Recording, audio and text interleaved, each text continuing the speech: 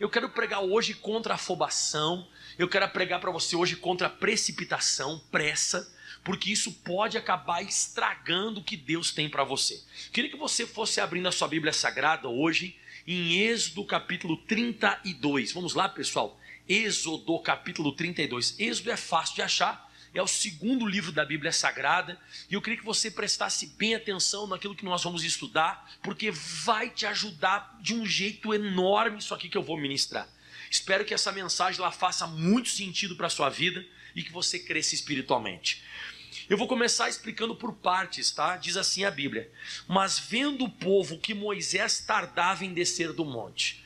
Isso aqui, pessoal, esse tardado descer do monte, não é um dia, não é algumas horas. Já fazia 40 dias e 40 noites que o Moisés estava lá em cima. E eu acho que todos nós que estamos aqui, nós somos inteligentes suficientes para saber que uma pessoa que ela fica 40 dias e 40 noites num local separado, sem comer nem beber, o que vai acontecer com ela? Ela morre, até muito menos que isso.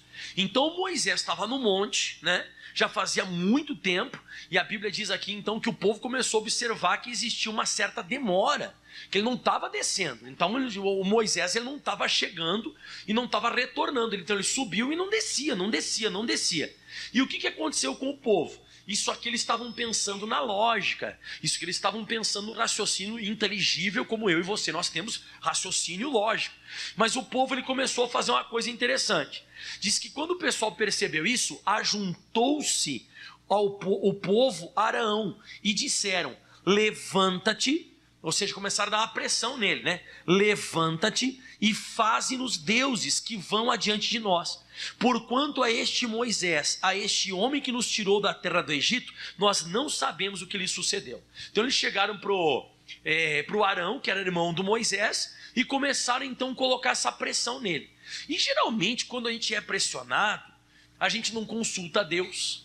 Geralmente quando nós somos pressionados, nós tomamos posições precipitadas, somos apressados e acabamos enfiando os pés pelas mãos. Pastor, o que seria enfiar os pés pelas mãos? Fazer coisas que você vai se arrepender depois.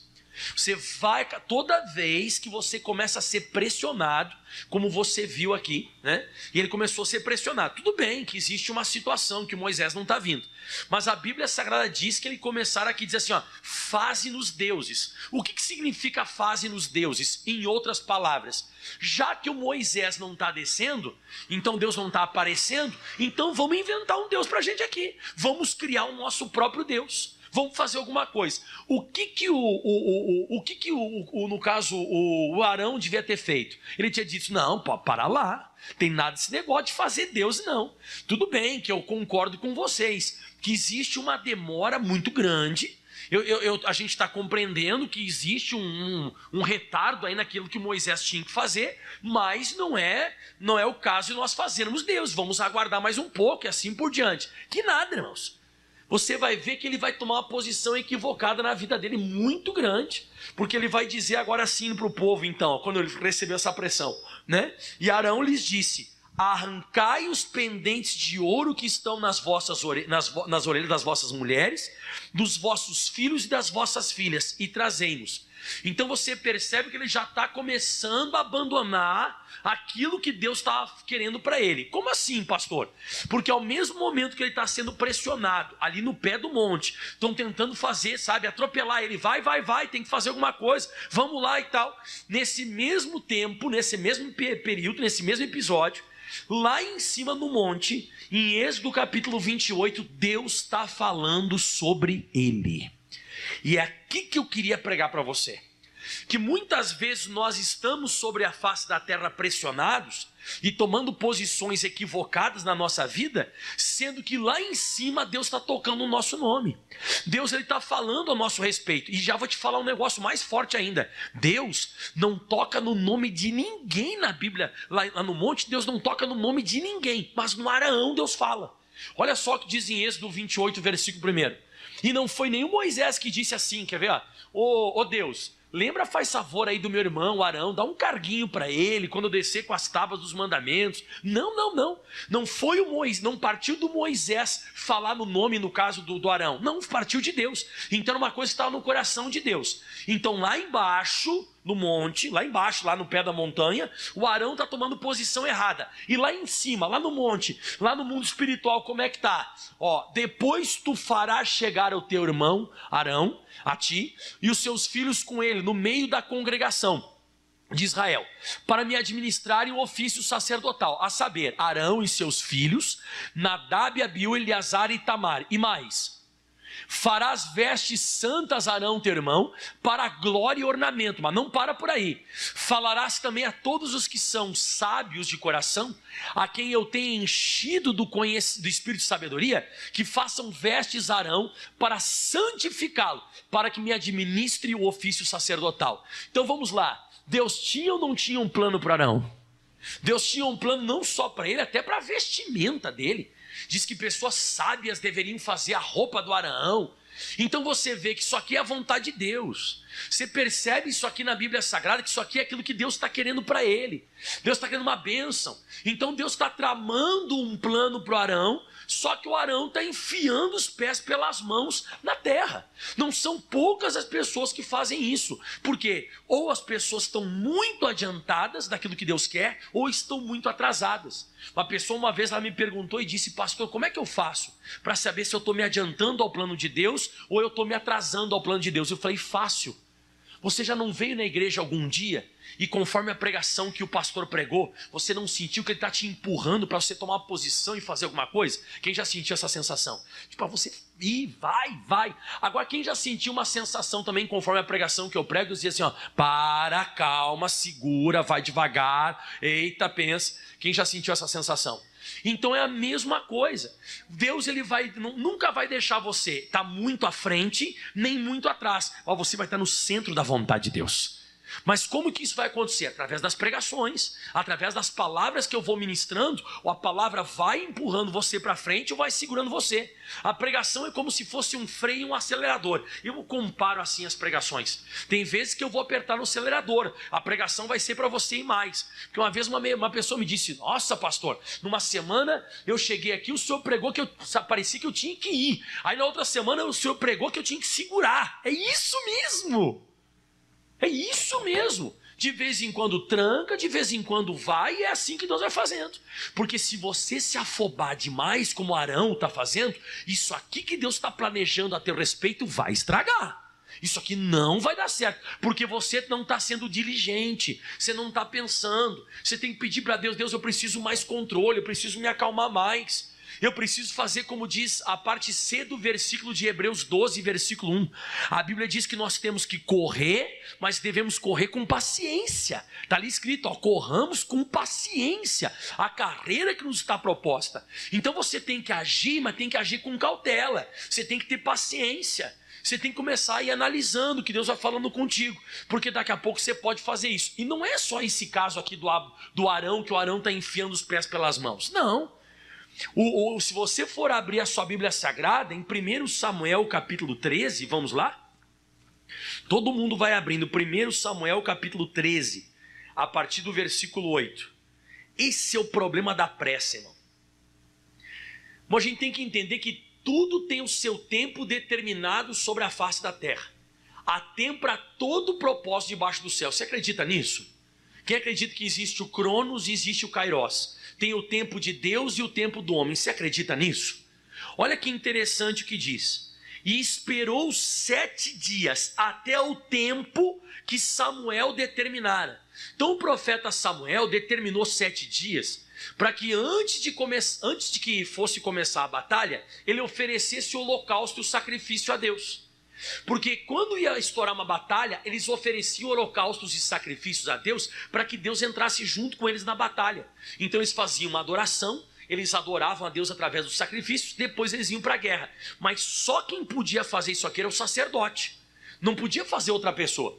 Então o Saul está esperando, a batalha está para começar e o Samuel não chegou ainda. Diz que ele esperou até o tempo determinado, mas não vindo, porém, Samuel ao Gilgal, o povo se espalhava dele. Parece que isso aqui de novo está acontecendo. De novo o que, pastor? A mesma história de Êxodo 32. Fala comigo em voz alta: pressão. Pressão. E ele começou a ser pressionado, as coisas começaram a ficar pressionadas para ele. No caso do Saul, o povo começou a se espalhar, ele não tinha consultado ainda a Deus, ele não tinha feito o sacrifício, o holocausto. Ele mesmo diz isso no versículo 11, ó. Então disse Samuel, por que você fez isso? Aí o Saul disse, né? Eu vi o povo se espalhava de mim, tu não vinha nos dias aprazados, e os filisteus já tinham se ajuntado em Miquimás. Aí eu disse comigo mesmo, agora descerão os filisteus a Gilgal, e ainda a face do Senhor não orei. Forcei-me a oferecer o holocausto. É aquilo que você faz afobado, é aquilo que você se precipita. E ele fez isso. Só que é incrível o negócio. No versículo 9 diz que ele ofereceu o holocausto, porque ele não conseguiu esperar, ele não conseguiu aguardar, e diz assim, ó. Então disse Saul, trazei-me aqui um holocausto e ofertas pacíficas, e ofereceu o holocausto. Agora o versículo 10 é demais, irmão, olha isso. E sucedeu que acabando ele de oferecer o holocausto, quem chegou, pessoal?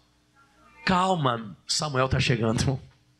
Você tem que parar com isso, irmão. Calma, o teu Samuel, aquilo que Deus determinou, aquilo que Deus acordou com você, ele fez um acordo contigo e vai se manifestar.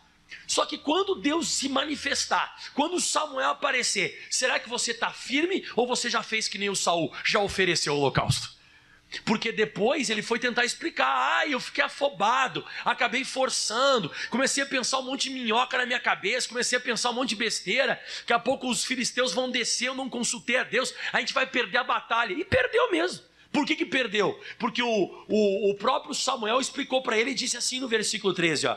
Então disse Samuel a Saul, agiste neciamente, não guardaste o mandamento que o Senhor teu Deus te ordenou, porque agora o Senhor teria confirmado o teu reino sobre Israel para sempre.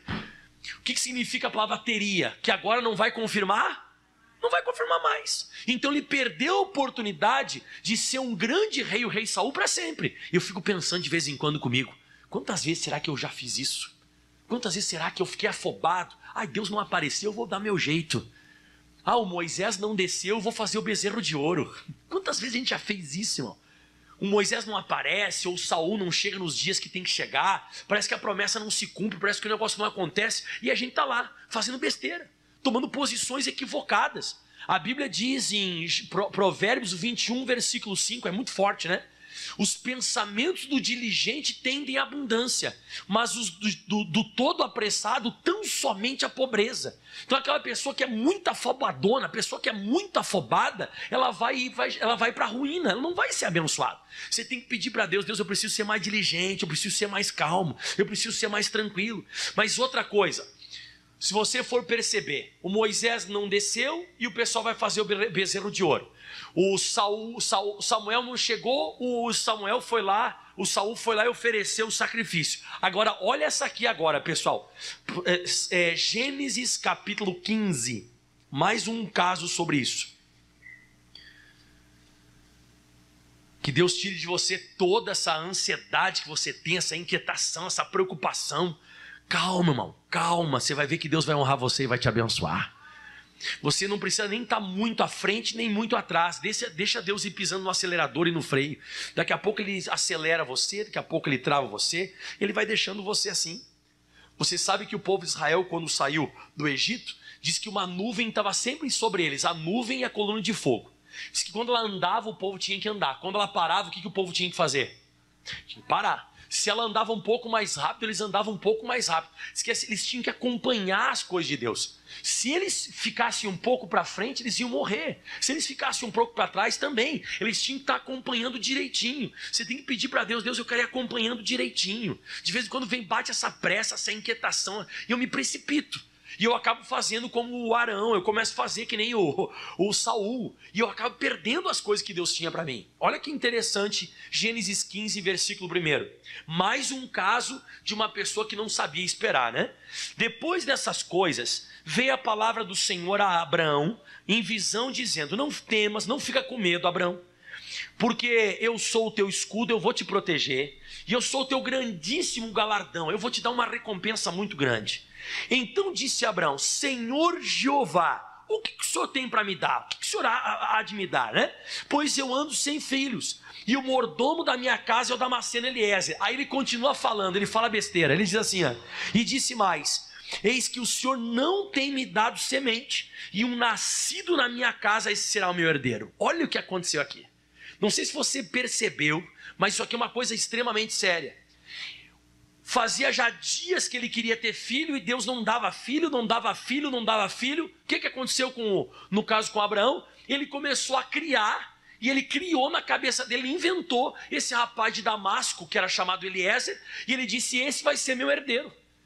E aí Deus disse para ele assim, exatamente isso, assim, versículo 4, e veio a palavra do Senhor, ele dizendo: esse não vai ser teu herdeiro, mas aquele que de ti será gerado, esse vai ser teu herdeiro. O que Deus está dizendo para o Abraão? Abraão, você está se precipitando, cara, você está com pressa, você está começando a criar umas coisas na tua cabeça que não tem nada a ver com os meus planos. Esse é o teu plano, essa é a tua ideia, isso é que você está pensando, isso é uma coisa que você está imaginando, não tem nada a ver uma coisa com a outra. E aí qual que era o problema do Abraão? Ele estava fechado. Ele estava fechado porque no próximo versículo Deus diz assim, então o levou para fora e disse: olha agora para os céus e conta as estrelas, se as podes contar. E disse: assim será a tua semente. Eu quero que você dê um glória a Deus. Você viu o que está escrito aqui na Bíblia Sagrada? Você tem que sair desse teu, desse teu mundinho que está deixando você ansioso, afobado, porque o que Deus tem para você é muito maior do que você possa imaginar. O que Deus tem para mim, olhos ainda não ouviram, ouvidos ainda não ouviram, não subiu no meu coração nem no teu coração o que Deus tem preparado para você. O que Deus estava preparando para o Araão, ele não tinha visto. O que Deus queria fazer para o Saul era muito maior. O que Deus queria fazer para o Abraão era infinitamente mais. Pois é, pastor, eu nunca entendi essa mensagem que Deus deu para Abraão, porque Deus nunca cumpriu isso. Quem te disse que não cumpriu? Pastor, porque pensa bem. Deus disse para Abraão que ele seria pai de uma multidão de nações e que os filhos dele seriam como contar as estrelas do céu que não dá para contar. Quem já aceitou Jesus aqui, levanta a mão. Quem já se batizou nas águas? Parabéns. Você sabia que toda vez que você aceita Jesus, se batiza nas águas, você se torna um cristão, você é enxertado e se torna um filho de Abraão? Está na Bíblia. Nós nos tornamos filhos de quem? Quando Deus ou qualquer ser humano vai olhar para a terra, ele consegue contar todos os cristãos que existem sobre a face da terra? Então Deus cumpriu, ele se tornou pai de uma multidão. E é isso, de vez em quando Deus quer fazer coisas infinitas para a gente, ele quer deixar um legado sobre a face da terra, uma história, mas você está com a cabeça no Eliezer. Deus tem que tirar você para fora. Eu oro a Deus para que Deus tire você para fora da tua ansiedade. Eu oro a Deus que a palavra de Deus consiga tirar você desse local que você está e que você consiga olhar somente para os planos de Deus na sua vida. Então Deus não tinha um Eliezer, Deus tinha para ele um Isaac. E glória a Deus por isso que ele conseguiu aceitar essa situação. Amém? Mas voltando lá em Êxodo 32, para mim acabar Êxodo 32, não, eu acabei. E lá em Êxodo 32, então o Arão está sendo totalmente pressionado, e na pressão a gente faz besteira. Se algum dia chegar alguém para você e dizer assim, é pegar ou largar? É largar. Não, mas por quê? Como assim? Não, eu tenho que consultar Deus, tenho que falar com Jesus, eu não posso sair fazendo coisa da minha cabeça. Não, mas é uma grande chance, não sei o quê. Não, pera lá, eu tenho que aguardar, eu tenho que esperar Deus me dar um ok, me dar um aval. Diga amém, Jesus. Está compreendendo o que o pastor Maico está falando? Tá, então Êxodo 32, voltando aqui então, no versículo 1 e o 2, para a gente continuar no 3, né? Mas vendo o povo que Moisés tardava em descer do monte, então Moisés estava no sobrenatural, e a gente deixa de acreditar no sobrenatural, a gente começa a acreditar na nossa lógica, porque não existe lógica ficar 40 dias e 40 noites no monte, mas eu continuo acreditando no sobrenatural. Quem acredita em coisas também que nem o pastor Mike, que é fora da lógica? Eu também acredito que é coisa que existem coisas que Deus pode fazer na minha vida, na sua vida, que é totalmente fora do raciocínio natural, né? Mas o povo não acreditou. Diz assim a Bíblia Sagrada, né? E ajuntou-se o povo a Arão e disseram: levanta-te e faze-nos deuses que vão adiante de nós, porque quanto a esse Moisés, este homem que nos tirou da terra do Egito, nós não sabemos o que sucedeu com ele. Então o pessoal começou a colocar pilha. Já escutou esse ditado, né? Começaram a colocar pilha nele. E Arão disse: arrancai os pendentes de ouro das vossas orelhas, das vossas mulheres, dos vossos filhos e das vossas filhas, e trazemos. Isso aqui foi a pior besteira que ele fez. Ele não aguardou, não conseguiu esperar, foi na pressão. e acabou pedindo para todo mundo tirar então os pendentes de ouro, levar até ele. Olha a besteira. Então todo o povo arrancou os pendentes de ouro que estavam nas suas orelhas e os trouxeram a Arão. Escuta essa. E os tomou das suas mãos e formou o ouro com o buril e fez dele um bezerro de fundição. Então disseram todos eles: estes são os teus deuses, ó Israel, que te tiraram da terra do Egito. Foi aquele bezerro de ouro que eles fizeram com as próprias mãos, num buril que faz fundição de ouro. Foi esse aí que eles fizeram que tirou eles do Egito? Irmão, como ser humano é doido, irmão. Aí eles pegaram e disseram assim: não, foi esse bezerro de ouro que tirou a gente do Egito. Só que a gente fica pensando que Deus não está por dentro das coisas, ou que Deus não está vendo, que Deus não está enxergando o que a gente está fazendo. Mas uma coisa que eu li bastante em Apocalipse, quando eu acabei a Bíblia Sagrada, pela segunda vez esse ano eu já acabei a Bíblia. O que eu li bastante no comecinho de Apocalipse é assim, ó: eu conheço as tuas obras, eu sei quem você é, eu sei o que você está fazendo, eu conheço as tuas obras. Ele fala para Esmirna, para Tiatira, para Éfeso, para Pérgamo, para todas essas igrejas. Ele diz: eu conheço as tuas obras. Então Deus sabe de tudo. Deus sabe exatamente tudo que você está fazendo. E olha só o que diz aqui no versículo 7, quando eles começaram a fazer o bezerro de ouro lá embaixo, e o Moisés estava lá em cima. Escuta só isso aqui. Então disse o Senhor a Moisés, olha o que Deus disse para Moisés: vai, desce, porque o teu povo que fizeste subir do Egito se tem corrompido. E essa parte aqui é muito legal, diz assim a Bíblia: e depressa tem se desviado do caminho que eu lhes tinha ordenado. O que Deus falou que eles se desviaram? Como é que eles se desviaram? De quê? Depressa. Mas eles não estavam achando que fazia muito tempo que o Moisés estava lá em cima? Eles disseram: pô, mas já faz 40 dias que Moisés está no monte. E o que Deus disse? Caramba, Moisés, desce depressa, porque o povo se desviou depressa. O que significa isso? Que para Deus 40 dias foi muito rápido, mas para eles 40 dias foi demais. É isso que está na Bíblia. Quando eu fui ler isso aqui, eu disse: meu Deus, olha só que revelação. Deus disse para Moisés: quantos dias faz que Moisés está lá com Deus? 40. E Deus disse para Moisés: Moisés, desce, porque eles já se desviaram depressa. Só 40 dias você está aqui comigo e já se desviaram. Só 40 dias? Porque para Deus 40 dias não é nada. Nada. Pode descer, Moisés, que para eles foi demais. Para eles foi demais. Sabe o que eu lembrei do apóstolo Pedro? O apóstolo Pedro, Jesus ficou sem aparecer na sexta, no sábado e no domingo. Quando era domingo de manhã, ele estava pescando. Ele não voltou a pescar? 3 dias que Jesus ficou sem se manifestar na terra. 3 dias. Porque Jesus morreu na sexta, foi crucificado na sexta, e aí no domingo ele ressuscitou. Quando Jesus ressuscitou, o Pedro já estava pescando. O Pedro voltou para a pescaria. É só Jesus ficar sem aparecer um tempo na nossa vida, a gente fica louco. E a gente pensa que, meu Deus do céu, mas já faz tanto tempo. Mas para Deus é pouco. Desce depressa, Moisés. Desce, porque depressa eles têm se desviado do caminho que eu lhes tinha ordenado. Fizeram para si um bezerro de fundição. Perante eles se inclinaram, sacrificaram e disseram: estes são os teus deuses, ó Israel, que tiraram da terra do Egito. Então exatamente o que eles estavam falando, Deus sabia de tudo. No versículo 15, o Moisés desceu. Só que o Moisés desceu, não desceu sozinho. O Moisés desceu com as tábuas que Deus tinha escrito. Olha que coisa. Eles estavam fazendo besteira lá embaixo e Deus estava escrevendo a história deles lá em cima. Será que não está acontecendo isso hoje? Lá em cima Deus está tramando e escrevendo uma história linda para você. E você dando com a cabeça na parede aqui na terra. Que loucura! Deus tem planos maravilhosos para mim e para você. Mas a nossa afobação não deixa. A nossa preocupação, a nossa inquietação, ela empurra a gente. Parece que é uma coisa que pressiona a gente, se perturba. Olha só que interessante, ó. E voltou Moisés, desceu do monte com as tábuas do testemunho na sua mão, as tábuas escritas de ambas as bandas, de uma de outra banda escritas estavam. E agora essa parte é muito forte. E aquelas tábuas, leia para mim o que elas eram, pessoal. Caramba, era obra de Deus, irmão. Você tem que orar a Deus para isso. Deus, eu quero que a obra do Senhor se realize na minha vida. Eu quero que aquilo que o Senhor escreveu se realize para mim. Que o Senhor desça e concretize aquilo que o Senhor escreveu. E não aquilo que eu estou fazendo aqui na terra. Misericórdia. Então aquelas tábuas eram escritas obras de Deus, e também a escritura era a mesma escritura de Deus. E aí diz mais, esculpida nas tábuas. Então quem tinha desenhado, foi o Moisés que esculpiu? Ou foi Deus que escreveu? Foi Deus que escreveu. Era totalmente divina a obra. Era uma coisa divina, linda que Deus tinha para o povo dele. Só que ele chega lá embaixo, o pessoal está dançando, está lá se prostituindo, fazendo um monte de besteira e falando: "Oh, bezerro de ouro que nos tirou da terra do Egito." Quando Moisés chegou lá, no versículo 19 diz assim a Bíblia Sagrada: "E aconteceu que chegando ele ao arraial, e vendo o bezerro e as danças, acendeu-se a ira de Moisés, o furor, e arremessou as tábuas das suas mãos e quebrou-as ao pé do monte." O que eu aprendo com isso? Que a minha afobação, a minha precipitação, e eu enfiar os pés pelas mãos e fazer as coisas do jeito que eu penso aqui na terra, vai quebrar o que Deus escreveu para mim.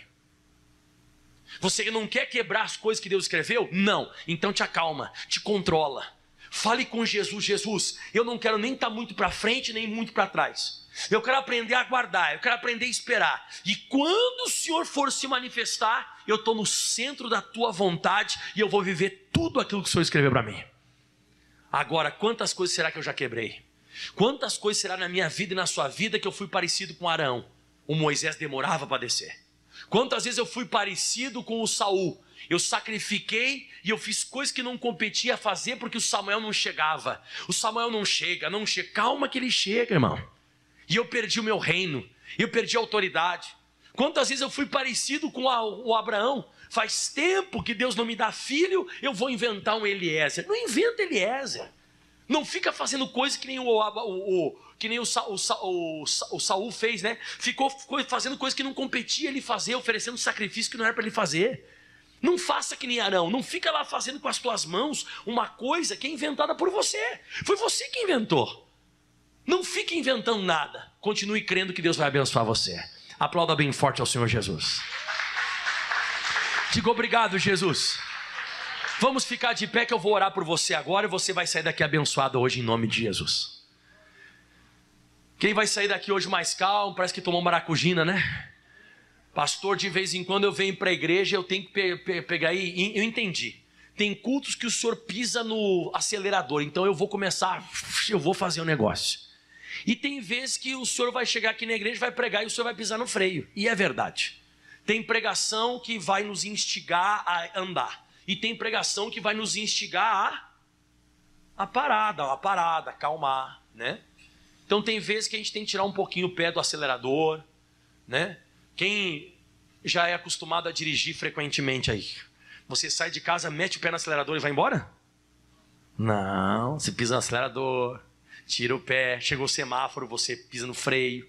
Daqui a pouco você tem que passar alguma coisa um pouco mais rápido, você acelera um pouco mais. Assim é a Bíblia. A Bíblia Sagrada, ela é igualzinha.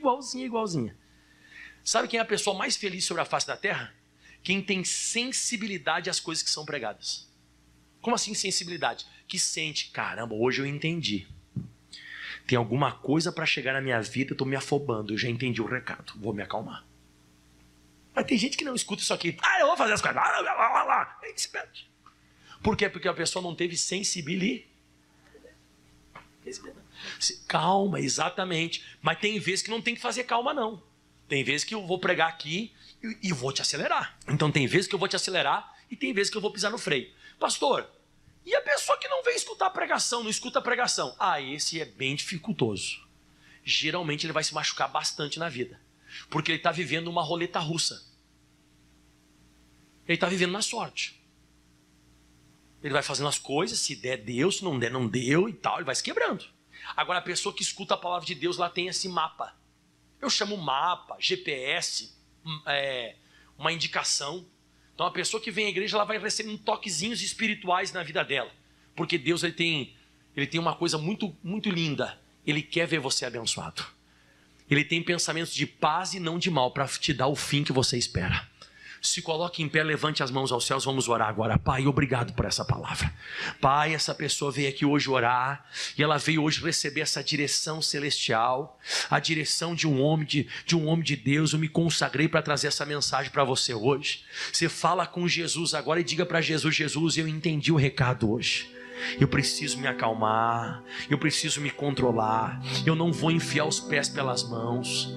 Fale com Jesus agora: Jesus, eu não vou tomar posição precipitada, nem afobada, nem com pressa. Guarda essa mensagem hoje no teu coração. Irmão, o Samuel está para chegar. Não fica fazendo coisa que não compete você. Calma, o Moisés já vai descer com tudo aquilo que está escrito para você. Ô Abraão, não fique inventando aí o Eliezer, porque Deus tem um Isaac para você. Deus sempre tem uma bênção, e você de vez em quando vai ser pressionado, vai ser atacado, vai ser empurrado, vão tentar te atropelar, vão tentar pilhar você, enfiar pilha em você, e você, não. Eu quero estar no centro da vontade do Criador, nem muito à frente, nem muito atrás, nem atrasado e nem afobado. Não, eu quero estar ali naquela posição onde eu vou ser abençoado. De vez em quando eu vou ter que correr que nem Zaqueu, mas de vez em quando eu vou ter que aprender a esperar que nem Davi. As direções divinas, elas são exatamente desse jeito. Ora Deus acelera, ora Deus pisa no freio. Ele vai te orientando, porque Ele quer que você viva aqui nessa terra tudo que Ele tem para você.